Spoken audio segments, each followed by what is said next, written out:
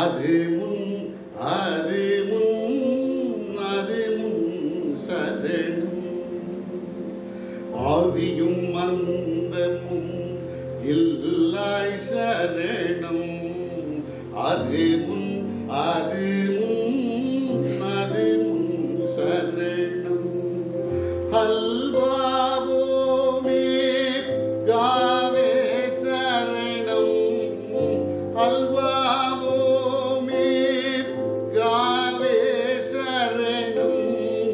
அடியே நடுவே முடிவே சரணம். அடியே நடுவே முடிவே சரணம். மாதர்கள் மைந்தர்கள் இல்லாய் சரணம். மனுடவராரே உமரா சரணம். மாதர்கள் மைந்தர்கள் இல்லாய் சரணம். மனுடவராரே உமரா சரணம். மாசில்லாத மணியே சரணம். மாசில்லாத மணியே சரணம். மன்னா பொன்னா மின்னா சரணம். மன்னா பொன்னா மின்னா சரணம். ஜாதி ஜனங்கள் இல்லாய் சரணம். தானவானா ஞான சரணம். ஜாதி ஜனங்கள் இல்லாய் சரணம். தானவானா ஞான சரணம். சர்வ வியாபி சர்வ வல்லவனே. சர்வ வியாபி சர்வ வல்லவனே சரணம். சர்வேஸ்வரனே சரணம். சரணம் சர்வேஸ்வரனே சரணம். ஏதம் ஏதும் இல்லாய் சரணம். இறையே நீரையே ஒரையே சரணம். ஏதம் ஏதும் இல்லாய் சரணம். இறையே நீரையே ஒரையே சரணம். என்னை மீண்டவனே என்னை ஆண்டவனே. என்னை மீண்டவனே என்னை ஆண்டவனே. இயேசுநாதா சரணம் சரணம். இயேசுநாதா சரணம் சரணம். ஆதியும் அந்தமும் இல்லாய் சரணம். அது முன் அது முன் அது முன் சரணம். அது முன் அது முன் அது முன் சரணம்.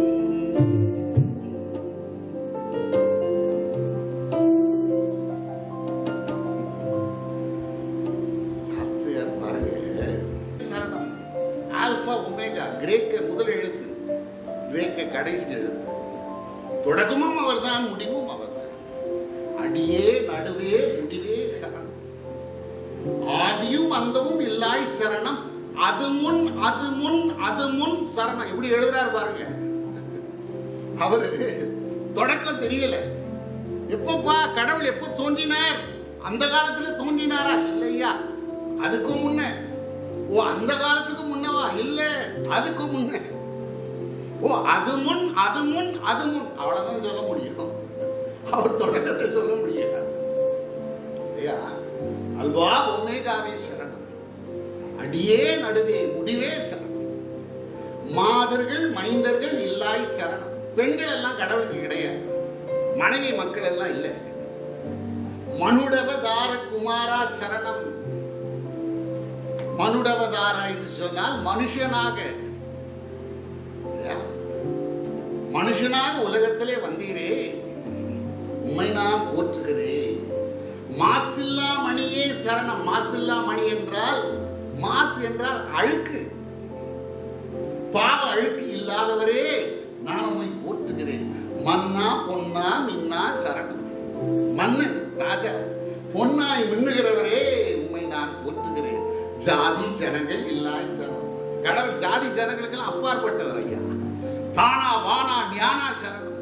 தானாக உலகத்தில் வந்தவர், வானத்திலிருந்து வந்தவர், ஞானம் படைத்தவர். தானா வானா ஞான சரணம். சர்வவியாபி, omnipresent, எல்லா இடத்திலும் இருக்கிறார். சர்வ வல்லவனே, ஆல்மைட்டி சரணம். சர்வேஸ்வரனே சரணம். சர்வ ஈஸ்வரன்.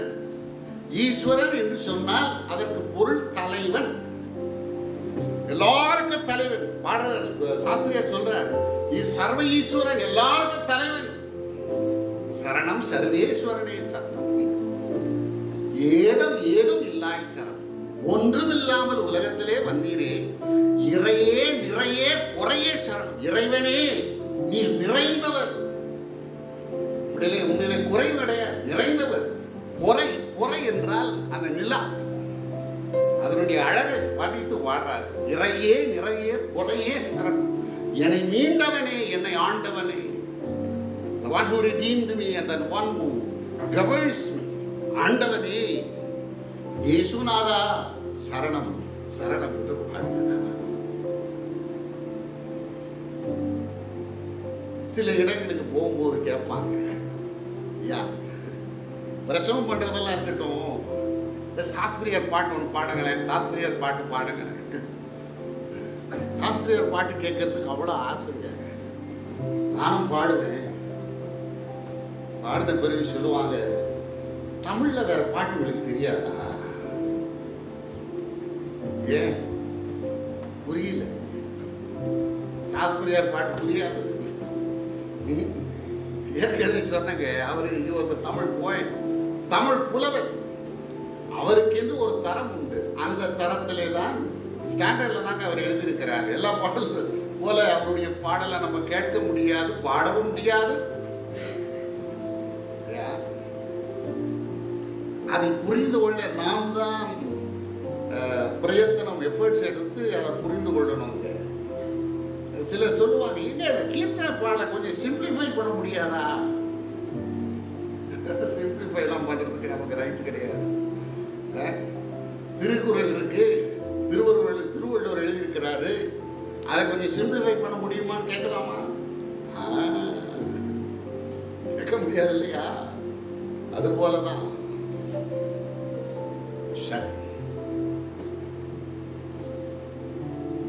நேரம் இருந்தால் இன்னும் ஒரு பாடலையும் நான் முடிவிலே நான் பாடி நிறைவு செய்வேன்.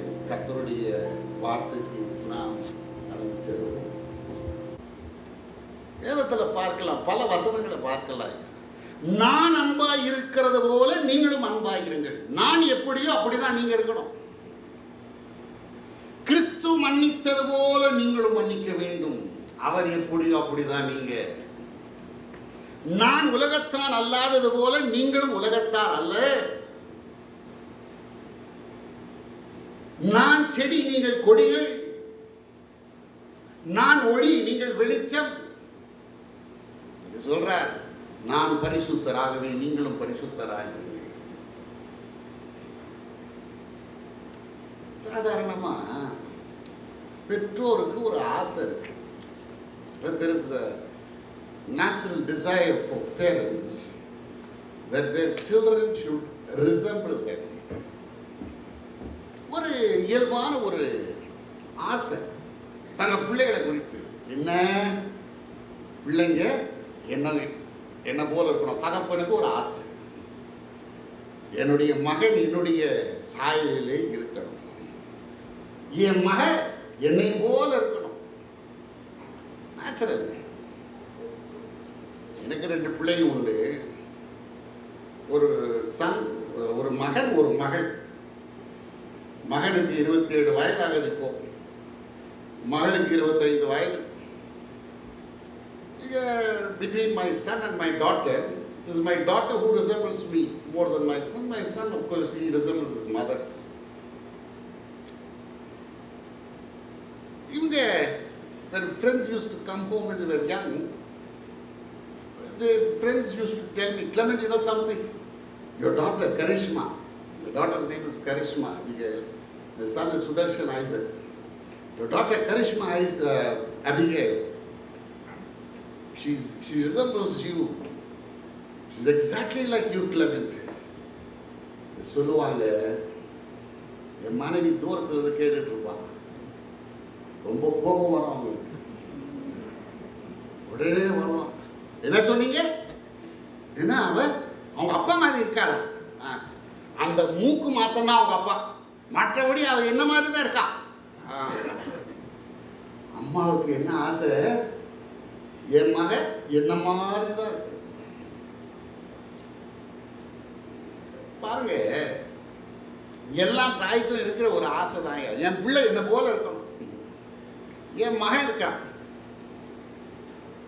சிறு பிராயத்தில் கொஞ்சம் பாய்ஸ் தானுங்களே, அவன் நாட்டியா இருப்பான், குறும்பெல்லாம் செய்வான், சேட்டை செய்வான். ஏதாவது குறும்பு செய்யும் போது வந்துடுவாங்க. இதை சொல்லுவா தெரியுமா? என்கிட்ட சொல்லுவா, அப்படியே உங்களை மாதிரியே இருக்கிறான். அவன் கோபம் பார்த்தீங்களா, உங்க கோபம் தான் அவன்கிட்ட இருக்கு. ஏதோ தப்பு செய்தால் நான் தான் எக்ஸாம்பிள். அதே மகன் ஏதோ நல்ல காரியம் செய்துட்டோம், யார் மகன், ஏன் மகன் இல்லையா, அப்படிதான் செய்வான். நல்லது செய்தா அவங்கள மாதிரி. ஏதோ என் குடும்பத்தில் நடக்குது நினைக்காதீங்க, உங்க குடும்பத்துல எல்லாம் இதுதான் நடந்தது, நடக்குது. எல்லா குடும்பத்திலும் இதுதான் நடக்கும். அதையா பெற்றோருக்கு இதுதான் ஆசை, என் பிள்ளை என்ன போல இருக்கணும், என் பிள்ளை என்ன போல இருக்கணும். அப்ப நீங்க உலக பிரகாரமான பெற்றோராகிய நமக்கே நம்முடைய பிள்ளைகள் நம்மை போல இருக்க வேண்டும் என்கிற ஒரு ஆசை இருக்குது என்றால், பரமபிதா அவருடைய பிள்ளைகளாகிய நாம் அவரை போல இருக்க வேண்டும் என்கின்ற ஆசை எவ்வளவா இருக்கும் இல்லையா? அதனாலதான் சொல்றாரு, நான் பரிசுத்தர், ஆகவே நீங்களும் பரிசுத்தராக, நீங்களும் பரிசுத்தராக. மற்றொரு காரியத்தை சொல்றீங்க, கவனிங்க. பரிசுத்தமாய் வாழ வேண்டும் என்பது வேதம் நம்மிடத்திலே எதிர்பார்க்கிறது, கற்றுக் கொடுக்கிறது. தேவனும் அதை தான் நம்மிடத்திலே எதிர்பார்க்கிறார். ஆனால் தூய்மையாய் வாழ்கிறோம் வாழவில்லை என்பது அடுத்து. ஆனால் முதலாவது நாம் தூய்மையாய் வாழ வேண்டும் என்கின்ற ஒரு ஆவல், ஒரு ஆசை என்னிடத்திலே இருக்கிறதா என்பதுதான் கேள்வி. இதுங்களா ஆசை இருக்கணும் ஐயா. ஆசை இருந்தால்தான், ஒரு நாட்டம் இருந்தால்தான் நான் அதை நடப்பிக்க முடியும். பரிசுத்தத்தின் பேரிலே எனக்கு ஒரு ஆர்வம் இருந்தால்தான் அந்த பரிசுத்தத்தை நான் என்னுடைய வாழ்க்கையிலே செயல்படுத்த முடியும். இன்றைக்கு ஆண்டவரிடத்துல, ஆண்டவரே என்னை பரிசுத்தப்படுத்தும் இல்லை, that should not be our prayer. ஆண்டவரே பரிசுத்தத்தின் பேரிலே எனக்கு ஒரு ஆசையை தாரும், ஒரு ஆர்வத்தை தாரும். பரிசுத்தம் இல்லாமல் ஒருவரும் தேவனை தரிசிக்க முடியாது. வேதம் சொல்லுகிற உண்மைங்க. அப்போஸ்தலனாகிய பவுல் ஒரு இடத்துல, நினைக்கிறேன், தெசலோனிக்கேயர் எழுதின நிருபம், 1ஆம் நிருபம் 4ஆம் அதிகாரம் 3ஆம் வசனத்திலே அவர் சொல்லுகிறார், 1 தெசலோனிக்கேயர் 4ஆம் அதிகாரம் 3ஆம் வசனம், நீங்கள் பரிசுத்தம் உள்ளவர்களாக வேண்டும் என்பதே தேவனுடைய சித்தமாயிருக்கிறது. It is God's will that you should be sanctified. ஆமா, கடவுளுடைய சித்தம். இன்னைக்கு மனுஷன் எப்படி இருக்கணும், தூய்மையாக வாழணும். நீ கடவுளுடைய சித்தத்தை பற்றி எல்லாம் பேசலாம், எல்லாம் பகவானுடைய சித்தம் ஐயா, எல்லாம் ஆண்டவனுடைய சித்தம், எல்லாம் இறைவனுடைய சித்தம் படி நடக்கட்டும். அந்த இறைவனுடைய சித்தம் பகவானுடைய சித்தம், ஆண்டவனுடைய சித்தம் என்ன தெரியுமா? நீ தூய்மையாய் வாழ வேண்டும் என்பதுதான் அவருடைய பிரதானமான சித்தம்.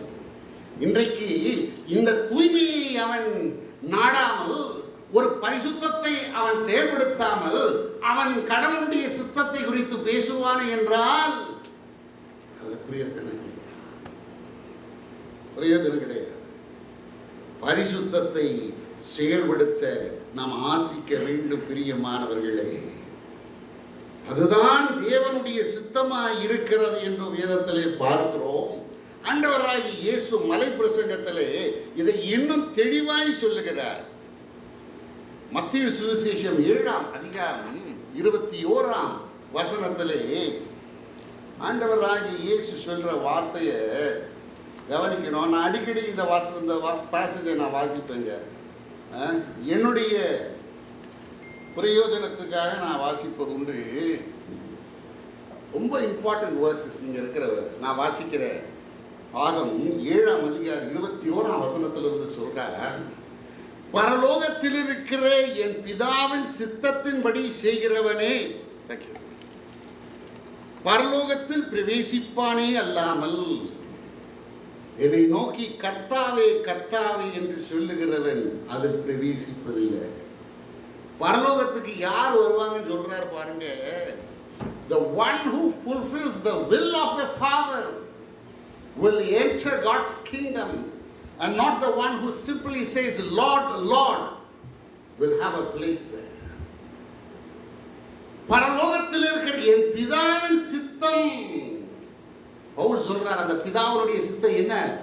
நீங்கள் பரிசுத்தம் உள்ளவர்களாக வேண்டும் என்பதே தேவனுடைய சித்தமாய் இருக்கிறது.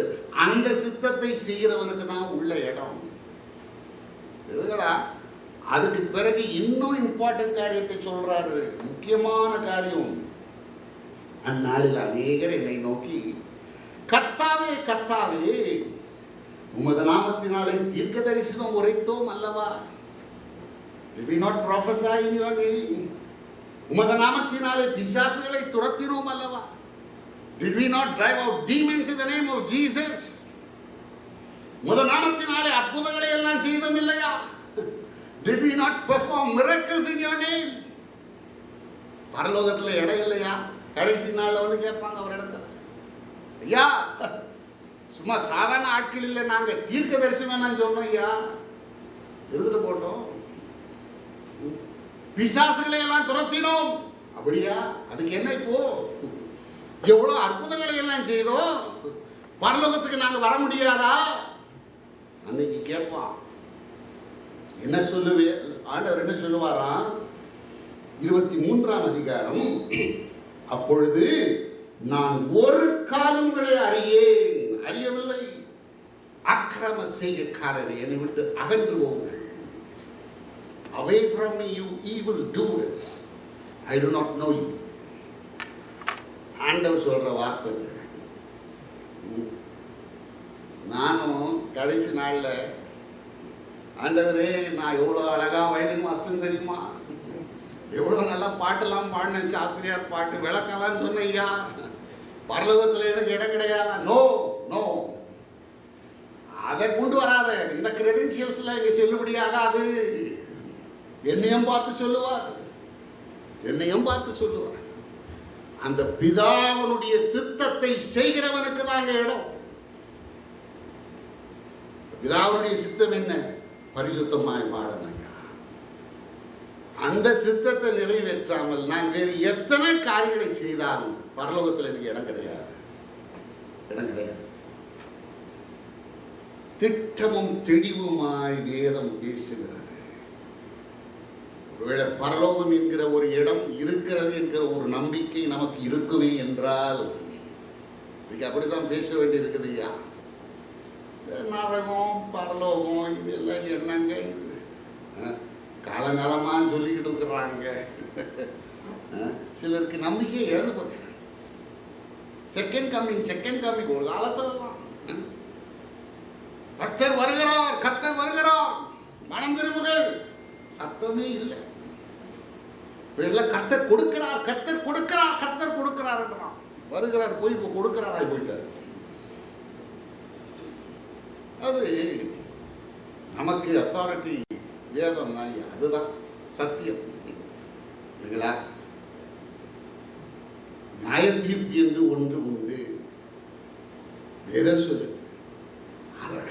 நாம் அந்த வேதத்தை விசுவாசித்து நடக்கதான் நாம் எதிர்பார்க்கப்படுகிறோம். ஆகவே பரிசுத்தம் இல்லாமல் தேவனை மனுஷன் கடவுளை பார்க்க முடியாது, தரிசிக்க முடியாது. யோசித்து பாருங்க. நடைமுறை பாவனையிலே பரிசுத்தத்தை காத்துக் கொள்ளுகிறேன். என்னுடைய பேச்சிலே பரிசுத்தம் காணப்படுகிறதா? தாவீது சொல்லுகிறார், என் வார்த்தை, வாயிலிருந்து புறப்படுகிற வார்த்தை உம்முடைய சமூகத்தில் பிரீதியா இருக்க கடவுள்.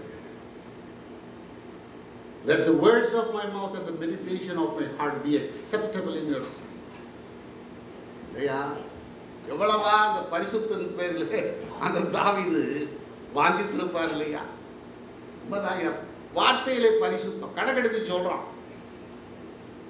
1/3 of man's sins are caused by his tongue. மனுஷனுடைய அதிகமான பாவங்கள் எதனாலே வெளிப்படுகிறதா தெரியுமா? நாவினாலே, பேச்சில தான் வெளிப்படுதான். மனுஷன் எவ்வளவா வாயிலே புறப்படுகிற வார்த்தையிலே அந்த பரிசுத்தத்தை காத்துக்கொள்ளணும் இல்லையா? சில இடத்துல 3 குரங்கள் வரைஞ்சிருக்கிறாங்க. ஒரு குரம் என்ன செய்யுது? கண்களை மூடி இருக்கு. என்ன சொல்றா? தீமையானவளை பார்க்காதே. அதான் எக்ஸ்பிளனேஷன் கொடுக்குறான். ஒரு குரங்கு காதை மூடி இருக்கு, தீமையானவளை கேட்காதே. ஒரு குரங்கு வாயை மூடி இருக்கிறது, தீமையானவளை பேசாது. எதுக்கு குரங்கு வரைஞ்சான்னு தெரியல. அது என்னங்க பாவம்? தீமையானவளை பேசிச்சு, பார்த்தது, கேட்டது. See not evil, hear not evil and speak not evil. இதுதான் அது. அந்த படத்துக்கு ஒரு எக்ஸ்பிளனேஷன் கொடுக்குறான். கவனிங்க, வேதமும் அதை தான் ஏன் சொல்லிக் கொடுக்குது. தீமையானவளை பார்க்காதே, தீமையானவளை பேசாதே, தீமையானவளை கேளாதே. அதோடு வேதம் சொல்லிக் கொடுக்கிற உண்மை என்ன தெரியுமா? Think not evil. தீமையானவளை சிந்தியாதே. சிந்தனைக்கு பிறகுதான் பாவம் கிரியையில வெளிப்படுது. சிந்தனை தூய்மையாக இருக்கணும் ஐயா. ஆங்கிலத்தில் ஒரு பழமொழி உண்டு, an idle man's mind is a devil's workshop.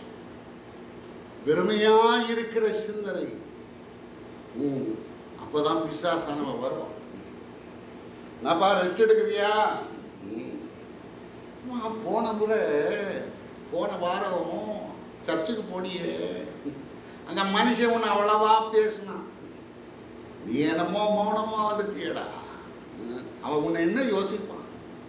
அவனுக்கு 4 வார்த்தை நீ சொல்லாம வந்துட்டியே. ஆமா ஆமா ஆமா, அடுத்த வாரம் பார்க்கறான். தீமையான காரியம் மனதிலே வருகிறது இல்லையா? வேதம் என்ன சொல்லுது தெரியுமா? தீய நோக்கம் பாவமாம். தீமை செய்கிறது பாவம், அது அடுத்து. sin of commission is secondary. ஆனால் தீய நோக்கம் சிந்தனையிலே வருகிறதே பாவம் தான். See not evil, speak not evil, hear not evil and think not evil.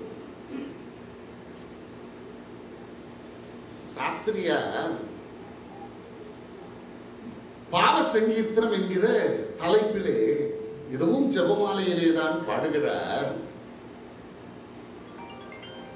மண்ணிலே பாவத்தினால் உதித்து வந்த பாவியான், மதலையான நாள் துவக்கி வம்பிலே நடந்தனான், கண்ணினாலே செய்த பாவம் எண்ணினால முடியுமோ, காதோடை குருவினை கணக்கினை கிடந்ததே, புண்ணியம் மனு துணைய தேதுமற்ற வஞ்சகன் புலையனான பாவியான் புரிந்த ரண்டங்கங்களாம், எண்ணிறந்த கோடி பாவமும் பொறுத்து ஏற்கவா ஏகரு குறைக்க வேண்டும் இயேசுநாத சுவாமியே பாடுறார். மண்ணிலே பாவத்தினால் உதித்து வந்த பாவினான், மண்ணில பிறக்கும் பொழுதே பாவத்துல தான்ப்பா உதித்து வந்தேன். மதலையான நாள் துவக்கி, மதலை என்றால் குழந்தை, குழந்தை பருவத்திலிருந்து மதலையான நாள் துவக்கி வம்பிலே நடந்த நான், வம்பு செய்தவன் தான் நான். கண்ணினாலே செய்த பாவம் எண்ணினாலும் முடியுமோ?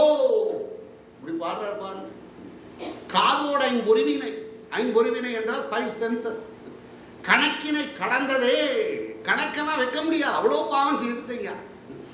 புண்ணியம் மனு துணைய தேதுமற்ற வஞ்சகன், புலையனான பாவியான் புரிந்த ரண்டங்கங்களா, ரண்டகம் பண்றவன் எண்ணிறந்த கோடி பாவமும் பொறுத்து ஏற்கவா ஏகனை குறைக்க வேண்டும். இயேசுநாத சுவாமியை, ஏகன் என்றால் ஒரே கடவுள். பொன்னை நாடும் ஆசையும் பொருளை நாடும் ஆசையும் பூமி தேடும் ஆசையும் சீமை தேடும் ஆசையும் கன்னிமாதர் ஆசையும் காமலீலை ஆசையும் கற்புலன்கள் ஐந்ததன் கணக்கில்லாத ஆசையும் மின்னும் ஆடை ஆடும் மாடு வீடு வாசல் ஆசையும் மிக்க தந்தை தாயார் ஆசை மக்கள் வெத்தின் ஆசையும் என்னை என்னும் ஆசையும் இகழ்ந்து ஏன் பிழைக்கவென்று ஏகனை குறைக்க வேண்டும். இயேசுநாத சுவாமியே, வஞ்ச நெஞ்சு பஞ்ச பாவி நெஞ்சில் அன்பில்லாதவன், வானவன் உரைத்த 10 மறைதனை மறுத்தவன், தஞ்சமென்றடைந்த வேரை தள்ளிவிட்ட பாதகன், தர்மம் நீதி யாவையும் தவத்தையும் மறந்தவன், அஞ்சல் என்றுனை பணிந்திடாத துர்குணன் இணை அக்கினி கடப்படுத்தி ஆக்கினை விடாமலே எஞ்சல் அஞ்சி முற்றிலும் இறங்க வேண்டும் என்பதா ஏகனை குறைக்க வேண்டும். இயேசுநாத சுவாமியே, யா நான் தவறுகிறவன், பாவம் செய்கிறவன், கண்ணினாலே செய்கிறேன், சிந்தனையிலே செய்கிறேன், என்னுடைய செவியினாலே பாவம் செய்கிறேன், சொல்லிலே பாவம் செய்கிறேன், பொறுத்தல் ஏகனை குறைக்க வேண்டும். விஸ்வநாதர் சுவாமியே, think not evil. ஆமாங்க, சிந்தனை தூய்மையாக இருக்கணும். ஐயா, வேதம் சொல்லிக் கொடுக்கிற பரிசுத்தம் பாருங்க. தீமையானவளை பார்க்காதே, தீமையானவளை கேளாதே, தீமையானவளை பேசாதே, தீமையானவளை சிந்தியாதே. See not evil, hear not evil, speak not evil, think not evil, and flee away from evil. தீமையானவளை விட்டு விலகி ஓடு. பரிசுத்தத்தை விரும்புறவங்க இதை தான் செய்வோம். People who desire holiness will definitely flee away from evil, run away from evil. கிறிஸ்தவ வாழ்க்கையே ஓட்டம் தான், தெரியுங்களா? எங்க ஊர்ல காலையில ஓடுவான் என் மனுஷன், இங்க கூட ஓடுறான். என்னப்பா ஓடுற? பாடி ஃபிட்டா இருக்கணும் இல்லைங்களா? எக்ஸசைஸ் பண்ணணும், ஆக்டிவிட்டி இருக்கணும். சரீரம் ஆரோக்கியமா இருந்தா இருக்கணும்னா ஓட்டம் தேவை. அதே விதமா தான் ஐயா, ஆன்மா ஆரோக்கியமா இருக்க வேண்டும் என்றால் ஓட்டம் தேவை. பாவத்தை விட்டு விலகி ஓடணும், இயேசுவை நோக்கி ஓட வேண்டும். அவர் தான் நமக்கு வழிகாட்டி, அவர்தான் ஒரு பரிசுத்த வாழ்க்கையை வாழ்ந்தார். இயேசுவை நோக்கி பொறுமையோடு ஓட எதிர்பார்க்கப்படும். ஓடு. முதலாம் சங்கீதம் முடிச்சிருவேன், யாரும் வாட்சி பார்க்காதீங்க. முதலாம் சங்கீதம் ஒரு அழகான சங்கீதம். The author of psalm is unknown. தாவீது கிடையாது. இவ்வளோ சொல்லுவாங்க தாவீது எழுதின சங்கீதம்னு, அதற்கு ஆதாரம் கிடையாது. முதல் வசனம் என்ன சொல்லுது பாருங்க. முதலாம் சங்கீதம் முதல் வசனம் எல்லாருக்கும் தெரிஞ்ச வசனம் தான். யாராவது சொல்றீங்களா பார்க்கலாம்? என்னால சொல்ல முடியாது. துன்மார்க்கருடைய ஆலோசனையில் நடவாமலும் பாவிகளுடைய வழியில் நில்லாமலும் பரியாசக்கார் உட்காரும் இடத்துல உட்காரணும். 3 காரியத்தை சொல்றார். துன்மார்க்கருடைய ஆலோசனையில் நடவாமலும், do not walk. பாவிகளுடைய வழியிலே நில்லாமலும், do not stand. பரியாசக்கார் உட்காரும் இடத்திலே உட்காராமலும், do not sit. Do not walk, do not stand, and do not sit. 3 காரியத்தை சொல்றார். நடவாதே, நிற்காதே, உட்காராதே. மனுஷனை கூப்பிடுங்க, மனுஷனே நீ நடக்காத, நடக்க கூடாதுங்களா? சரி, இப்படி நான் ஓரமா நிற்கிறேன், நிற்கவும் கூடாது. என்ன சார் நடக்கக்கூடாதுன்னு சொல்றீங்க, நிற்கக்கூடாதுன்னு சொல்றீங்க, இப்படி உட்காரவும் கூட நடக்கக்கூடாது, நிற்கக்கூடாது, உட்காரக்கூடாதுன்னா என்னையா செய்வா மனுஷங்க? ஒரு இடத்துல பேசும் பொழுது சின்ன பிள்ளைங்க இருந்தாங்க. நான் ஒரு சின்ன தம்பியை கூப்பிட்டு கேட்டேன், come here. Now tell me, what if I ask you not to stand or not to sit or not to walk? What will you do? அவன் என்னை பார்த்து சொல்றான், கொஞ்சமா நினைக்கலங்க அங்கிள், I will roll அப்படின்னுட்டான். அவன் சொன்னது 100% ட்ரூங்க. நான் பாவத்துல எல்லாம் நடக்கிறது இல்லை ஐயா, நான் நிக்கிறது இல்லை, நான் பாவத்துல உட்கார்றது இல்லை, பாவத்துல உருண்டுகிட்டே இருக்கிறேன். மனுஷன் அப்படிதான் யாரும் சொல்றான். சங்கீதக்காரன் சொல்றான், நடவாதே நில்லாதே உட்காராதே என்றால் ஓடு ஓடு. அதான் அவர் மீன் பண்றார். ஓடு, flee away from evil. பிரியமானவர்களே, ஒரு ஆழமான பரிசுத்தத்தை விரும்புகிறவர்கள் பாவத்தை விட்டு விலகி ஓடுவார்கள். நினைக்கலாம், என்னைய ஆழமான பரிசுத்தத்துக்கு போயிட்டு சாதாரண பரிசுத்தமே இன்றைக்கு மனுஷன் செயல்பட முடியல, இதுல ஆழமான பரிசுத்தம் வேறையா? கவனிங்க, வேதம் அதான் யார் சொல்லுது. முதலாவது மனுஷனிடத்திலே அந்த ஆழமான பரிசுத்தத்தை தான் ஆண்டவர் எதிர்பார்க்கிறார், தேவன் எதிர்பார்க்கிறார். தோட்டத்திலே அவனுக்கு எல்லா சகல விருட்சங்களையும் அவனுக்கு சிருஷ்டித்து வைத்து தோட்டத்தில் நடுவில் இருக்கிற விருட்சத்தின் கனியை குறித்து என்ன சொல்றார் தெரியுமா? மனுஷனே நீ என்ன செய்யக்கூடாது, அதை என்ன சொல்றாருங்க? புசிக்க கூடாது, அவ்வளவு மாத்திரமா சொல்றாரு. எக்ஸ்ட்ராவா ஒண்ணு சொல்றாருங்க. 3ஆம் அதிகாரம் வாசிக்கிறேன், கவனிங்க. தேவனாகிய கர்த்தர் உண்டாக்கின சகல காட்டு ஜீவன்களை பார்க்கணும் சர்வமானது தந்திரம் உள்ளதாய் இருந்தது. அது ஸ்திரீயை நோக்கி, நீங்கள் தோட்டத்தில் உள்ள சகல விருட்சங்களின் கனியை புசிக்க வேண்டாம் என்று தேவன் சொன்னது உண்டோ? ஏனத்துல ஃபர்ஸ்ட் கொஸ்டின் கேட்டது சர்வமா. அதான் கொஸ்டின் மார்க் கூட சர்வமா இருக்கு, சிலோட பார்க்க முடியும். அப்போ ஸ்திரீ சர்வத்தை பார்த்து சொல்றா, அப்படியெல்லாம் இல்லை, தோட்டத்தில் உள்ள விருட்சங்களின் கனிகளை நாங்க புசிக்கலாம், ஆனால் தோட்டத்தின் நடுவில் இருக்கிற விருட்சத்தின் கனியை குறித்து தேவனிகள் சாகாதபடிக்கு அதை புசிக்கவும் அதை தொடவும் வேண்டாம் என்று சொன்னார் என்றார். புசிக்க வேண்டாம் மாத்திரம் சொல்லல, ரொம்ப சிம்பிள். எக்ஸ்ட்ராவா சொல்ற, புசிக்கவும் வேண்டாம் தொடவும் வேண்டாம். ரொம்ப நல்லா இருக்குப்பா அந்த கனி, சொல்லிட்டார் சாப்பிடக்கூடாது. டச் பண்ணி பார்க்கலாமா? நோ, வேண்டாம். அவ்வளவா எனக்கு விலகி ஓடு, வேண்டாம்.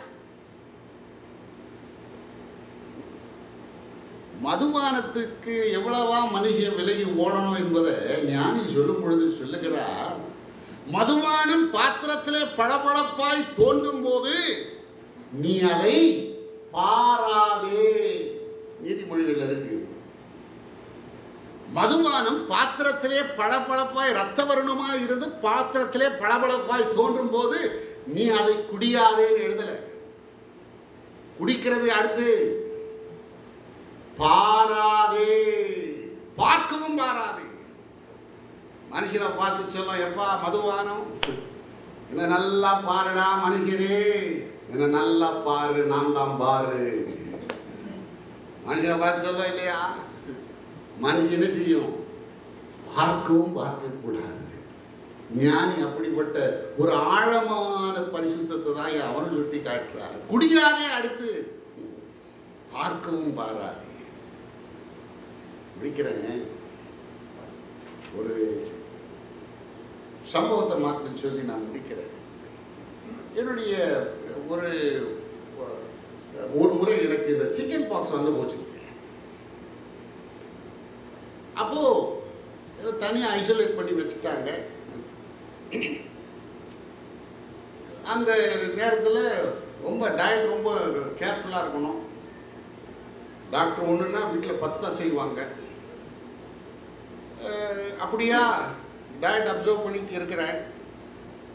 என் ஒய்ஃப் தான் என்னை கூட்டிகிட்டு போகிறது, பாத்ரூம் கூட்டிகிட்டு போகிறது தான் அவங்க தான் செய்வாங்க. அப்படி ஒரு தனி அறையில் வச்சுருப்பாங்க.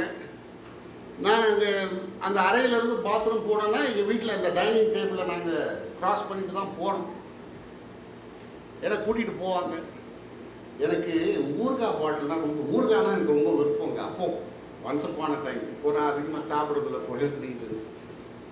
எங்கள் டைனிங் டேபிளில் இருக்கும் அந்த ஊறுகாய் பாட்டில். என்னை அப்படியே கூட்டிகிட்டு போவாங்க. நான் அந்த ஊறுகாய் பாட்டில் பார்த்துட்டே போவேங்க. நான் பார்க்கறத பார்த்துட்டு சொல்லுவாங்க, என்னங்க பார்வை உங்களுக்கு, நேரம் ஒழுங்கா பார்த்து நடந்து போங்க அப்படின்னு அன்பா சொல்லி எனக்கு நான் போனா கேட்பேன். அவங்க என்னம்மா, நான் அந்த ஊருக்காக நான் சாப்பிட்டேன், நான் பார்க்கலானே செய்தேன், பார்க்கவும் கூடாது, அவ்வளோ டேஞ்சர். அதேதான் ஐயா, சாப்பிடல, பார்த்தேன், நோ பார்க்காதே. சில வேளையில பரிசுத்தத்துக்கு, நம்முடைய பரிசுத்தத்தின் முன்னேற்றத்துக்கு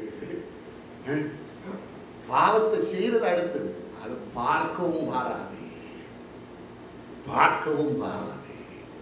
அப்படிப்பட்ட ஒரு எண்ணத்தோடு தான் நாம் வாழ எதிர்பார்க்கப்படுகிறோம். பிரியமானவர்களே, சொல்லுகிறார், நான் பரிசுத்தர், ஆகவே நீங்களும் பரிசுத்தராயிருங்கள், உங்கள் நடக்கைகள் எல்லாவற்றிலேயும் பரிசுத்தராயிருங்கள்.